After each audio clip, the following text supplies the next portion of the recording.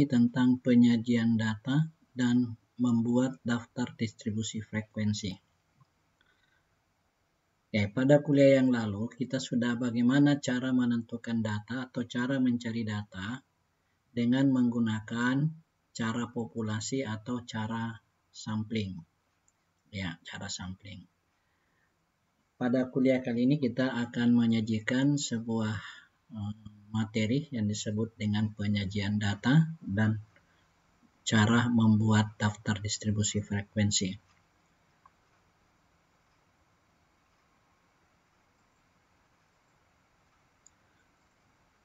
Oke. Data yang dikumpulkan tadi yang berasal dari populasi ataupun dari sampel, ya. Untuk keperluan laporan dan atau analisis selanjutnya, maka perlu diatur atau perlu disusun, disajikan dalam bentuk yang jelas dan baik.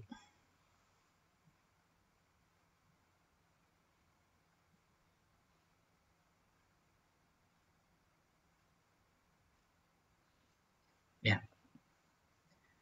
Pada garis besarnya ada dua cara penyajian data yang sering dipakai, yaitu cara tabel atau cara daftar, dan yang kedua adalah cara grafik atau diagram. Nah, kedua cara tersebut ada syarat yang harus dipenuhi, yaitu syarat yang pertama harus ada judulnya. Syarat yang kedua adalah ada batang tubuhnya. Dan yang syarat ketiga adalah harus ada sumbernya. Ini sumbernya.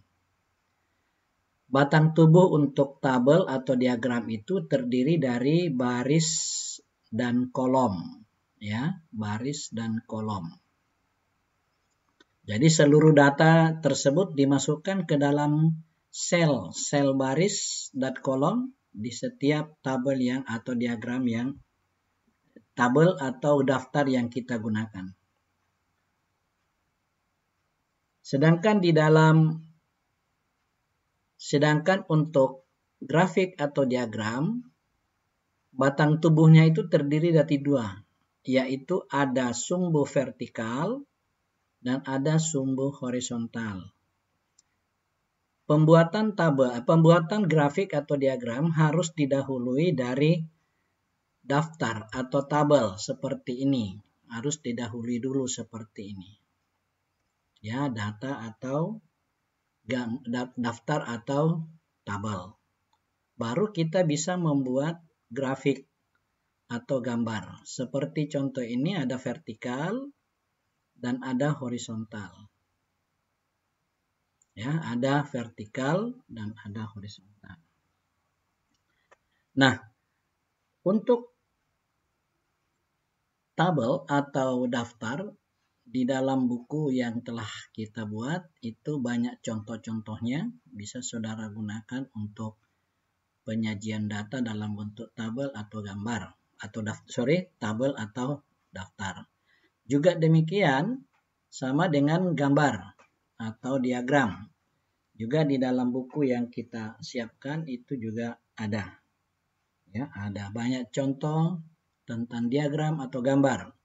Ada namanya diagram batang seperti ini, atau biasa diistilahkan dalam bahasa Latinnya disebut dengan histogram. Ya, kemudian ada contoh-contoh yang lain seperti gambar, kemudian poligon dan sebagainya dan sebagainya. Kemudian setelah data kita peroleh, sebelum kita membuat daftar atau tabel dalam bentuk tabel distribusi frekuensi, maka ada beberapa hal yang harus kita perhatikan di dalam pembuatan daftar distribusi frekuensi tersebut. Ya, karena memiliki makna dan yang sangat berbeda. Yang pertama adalah ditinjau dari jenisnya, terdiri dari distribusi frekuensi numerik, yaitu distribusi frekuensi yang didasarkan pada data kontinu yang merupakan data yang berdiri sendiri dan merupakan suatu deret hitung. Ya, jadi ada data di dalam daftar tersebut, ya, seperti yang kita contohkan. Ini adalah numerik, ya, numerik. Nah, ini contohnya adalah numerik, ya. Sebenarnya adalah distribusi kategorikal, frekuensi kategorikal, yaitu distribusi frekuensi yang didasarkan pada data-data yang terkelompokkan. Nah, ini contohnya frekuensi kategorikal. Kategorinya ini adalah interval, ya, kategorinya adalah interval. Ini 17 sampai 20 itu sebanyak 1172 dan seterusnya. Kemudian yang dilihat dari tinjau dari segi nyata tidaknya frekuensi tersebut adalah yang pertama frekuensi absolut. Frekuensi absolut itu yaitu jumlah bilangan yang menyatakan banyaknya data pada suatu kelompok tertentu. Ya, pada suatu kelompok tertentu. Ini namanya absolut. Ya. 17, 20, 1172, 21, 24 adalah 2758. Itu absolut. Kemudian distribusi frekuensi relatif, yaitu suatu jumlah persentase yang menyatakan banyaknya data pada suatu kelompok tertentu. Nah, kita lihat contohnya, misalnya ini kelompok 17, interval 17-20, secara distribusi relatifnya adalah ini dibagi dengan ini kali 100%. Ini bagi dengan ini kali 100%. Untuk kelompok 21 sampai 24 itu adalah 2758 dibagi 8108 kali 100%. Dan seterusnya. Itu yang dimaksud dengan distribusi frekuensi relatif. Kemudian ditinjau dari kesatuannya, terdiri dari distribusi frekuensi satuan. Distribusi frekuensi yang menunjukkan berapa banyak pada kelompok tertentu. Nah, nih. Balik lagi ke sini. Berapa banyak pada kelompok tertentu. Jadi kelompok 17 plus 20 banyaknya ini.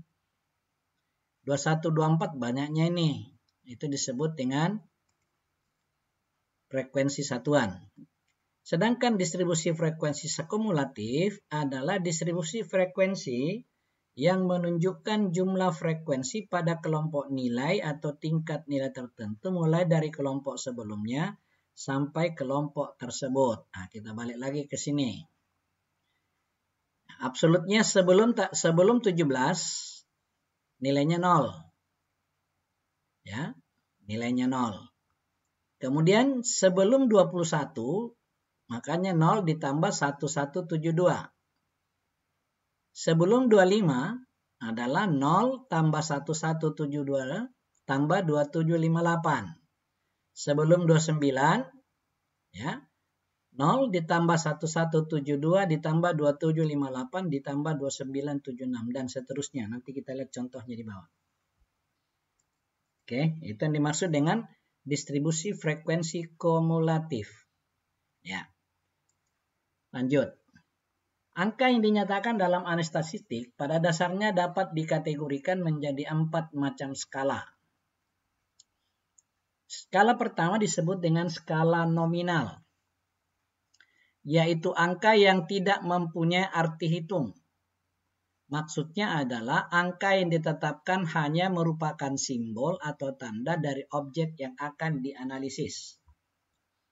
Nah, kita berikan contoh, misalnya angka 1 menunjukkan jenis kelamin laki-laki dan angka 2 menunjukkan jenis kelamin perempuan. Ya, bukan berarti bahwa angka 2 lebih besar daripada angka 1, bukan itu maksudnya, tetapi penyimbolan seperti ini. Kemudian yang kedua adalah skala ordinal, yaitu skala yang sudah mempunyai daya pembeda, tetapi pembedaan antara angka yang satu dengan angka lainnya tidak konstan. Ya, jadi misalnya saya berikan contoh di sini juara 1, juara 2, mahasiswa A juara 1, mahasiswa B juara 2, dan mahasiswa C juara 3. Ya, bukan berarti bahwa juara 1 mempunyai kemampuan 2 kali lipat dari kemampuan juara 2, bukan.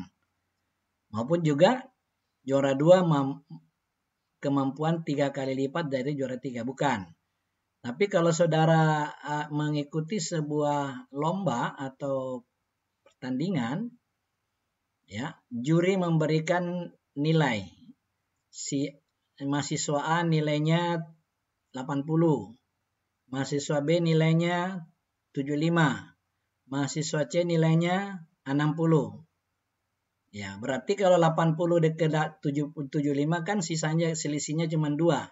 75 ke 60 kan sisanya 15. Jadi bukan berarti seperti yang saya tuliskan di sini bahwa juara 1 tidak berarti mempunyai kemampuan 2 kali lipat daripada kemampuan juara 2.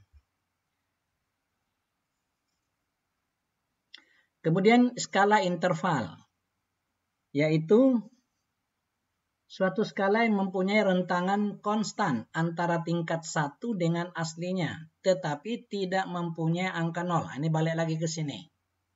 Ini intervalnya. Rentangannya konstan. 1721 adalah 4. 2125 4. 2529 4. Kemudian 1720 3, 2124 3, 2528 3, dan seterusnya.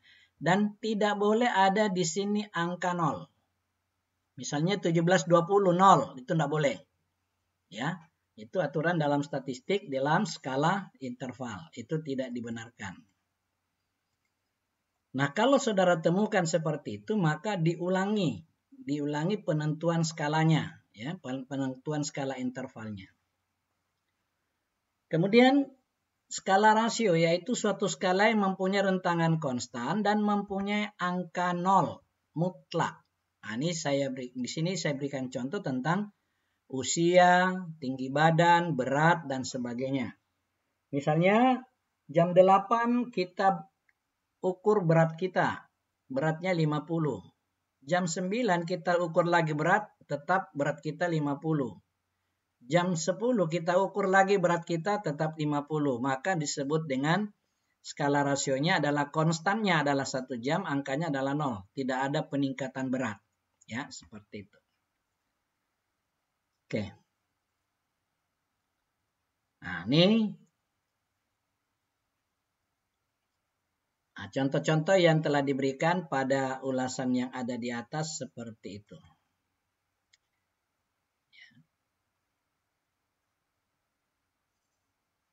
Ya. Titik tengah kelas interval itu adalah 1/2 dari ujung bawah ditambah dengan ujung atas. Ya, kalau misalnya dari contoh ini ujung atasnya adalah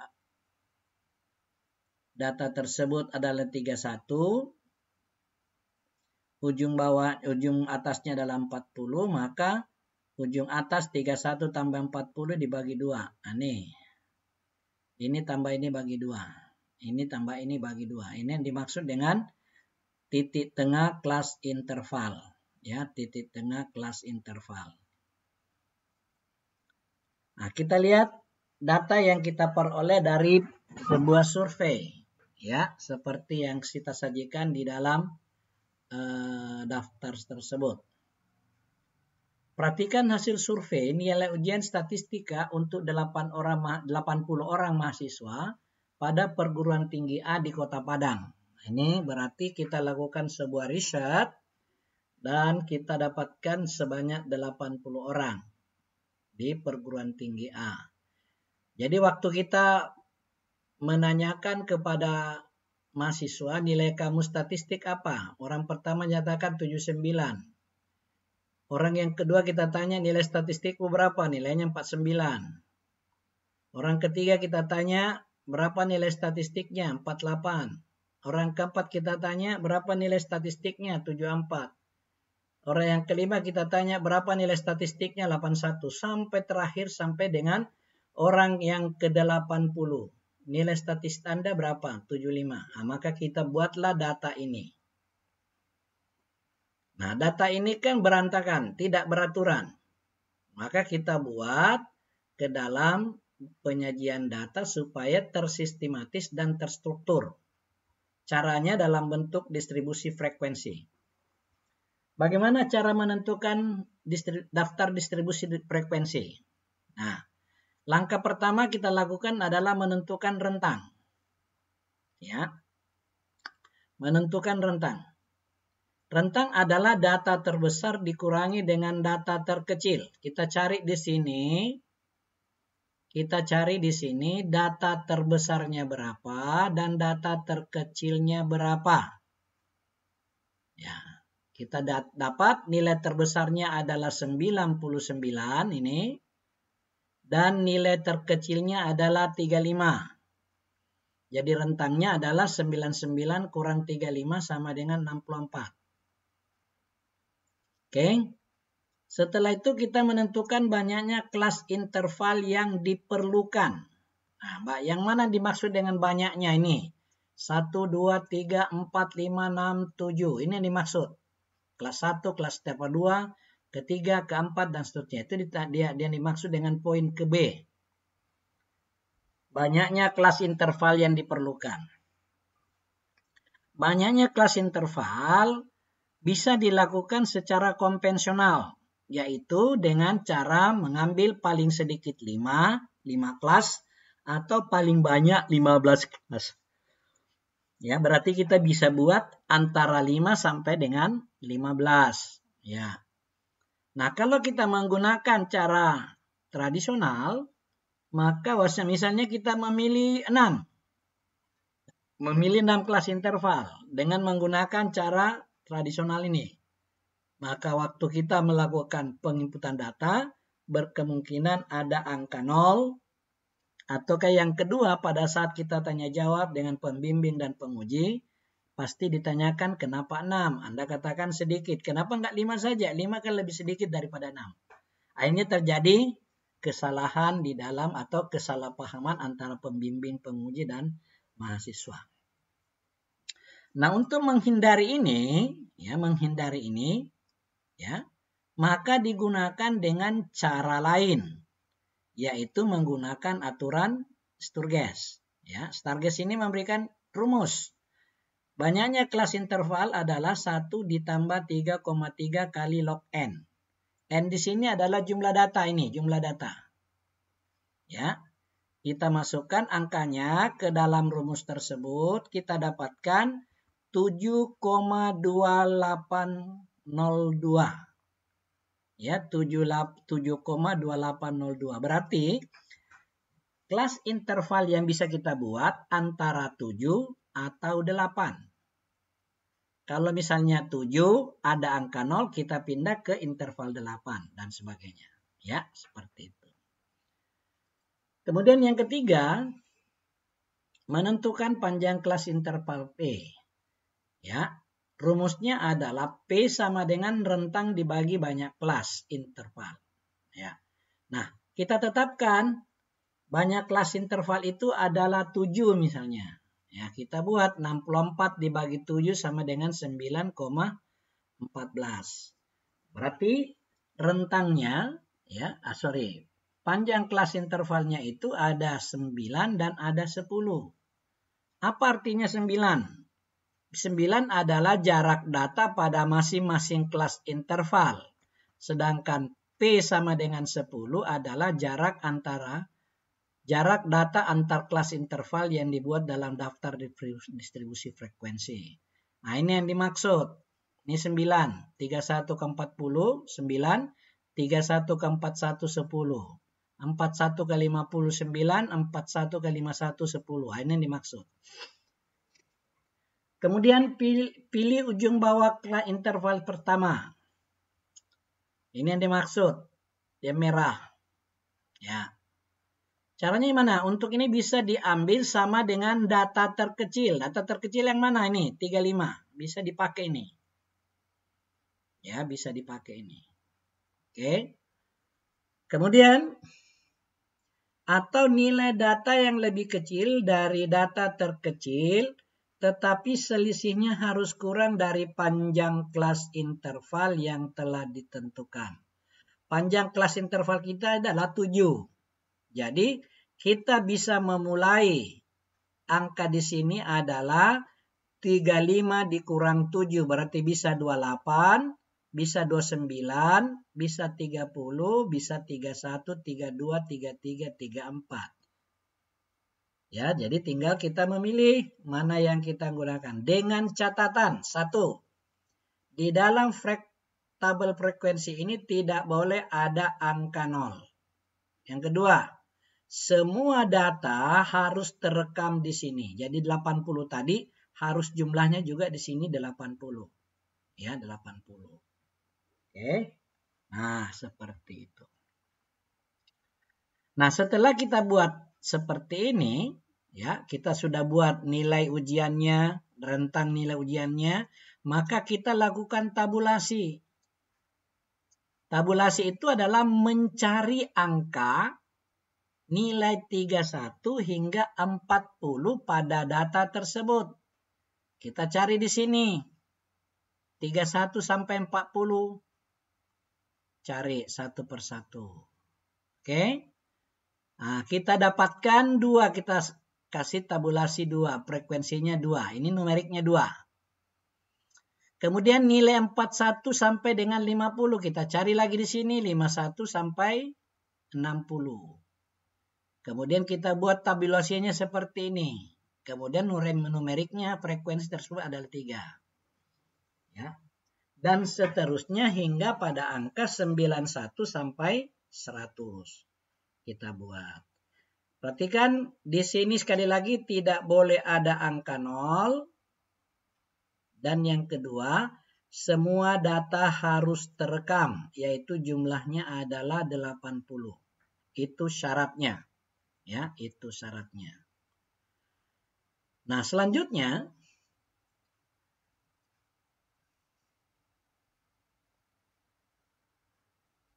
tabel yang kita buat diusahakan untuk tidak menggunakan kali kata ini. Kurang dari 15 dan lebih dari 40. Lebih dari 40. Ya, kalau ada data, kemudian kita tulis kurang dari dan atau lebih dari, maka pengertiannya itu akan menjadi tidak konsisten, akan lebih banyak lagi.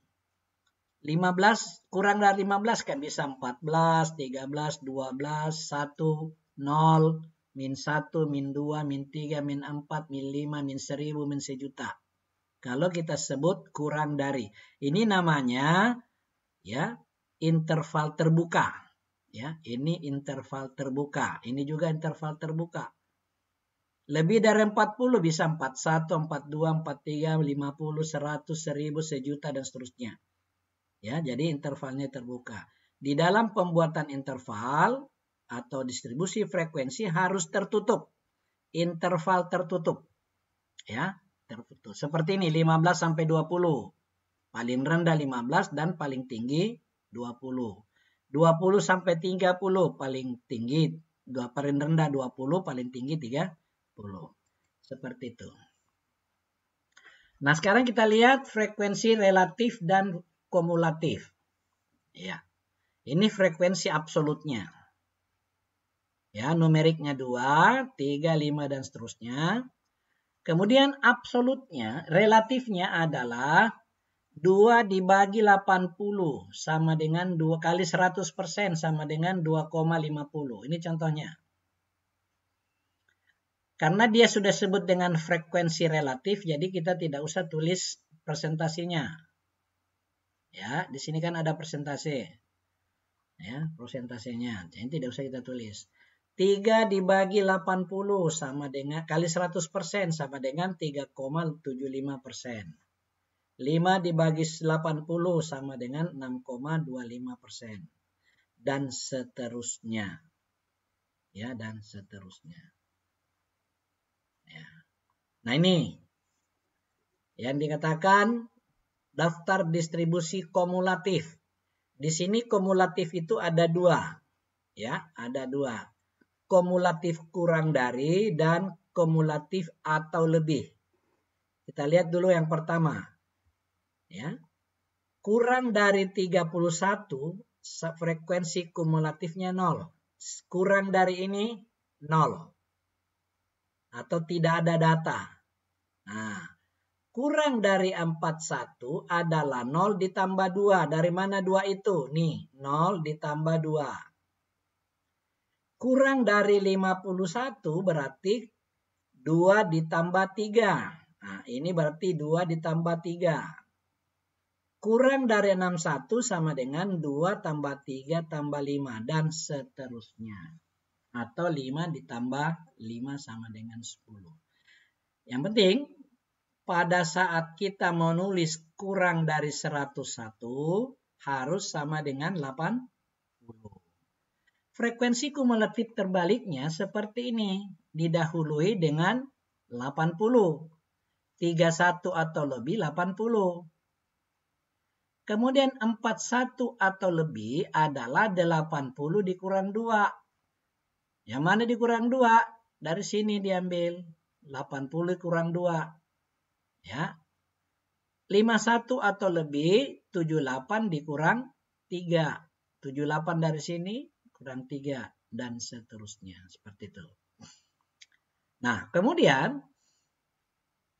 frekuensi relatif, kumulatif relatif. Ya. Kurang dari dan atau lebih. Nah, ini yang dihitung. Kurang dari sini.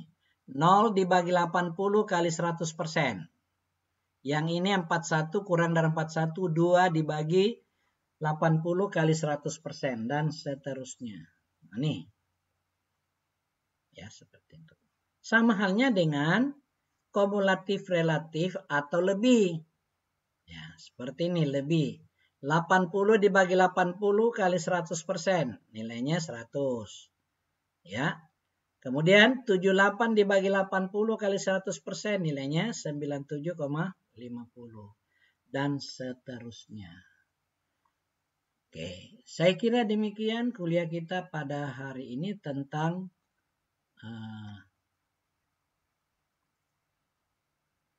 penyajian data dan menentukan daftar distribusi frekuensi. Nah, kita jumpa. Kemudian absensinya untuk kelas KD silahkan Anda mengisi kelas absen di kelas KD. Dan untuk materi ini Anda bisa ambil atau bisa di-download melalui kelas KD. Terima kasih. Assalamualaikum warahmatullahi wabarakatuh.